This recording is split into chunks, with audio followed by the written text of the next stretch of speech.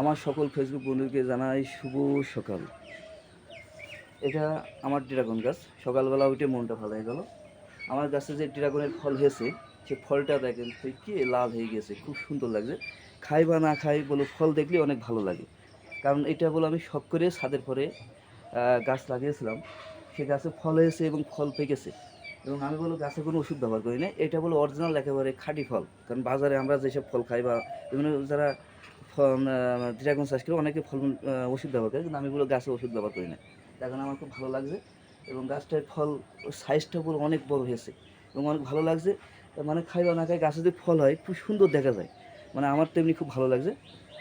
গাছটা ফল পেকে গিয়েছে এবং যেহেতু পেকে গিয়েছে গাছে রাখাও ঠিক না, গাছের ফলটা পেরে এখন সেহেতু পেকে গিয়েছে, এখন সেহেতু খাতে হবে। এখন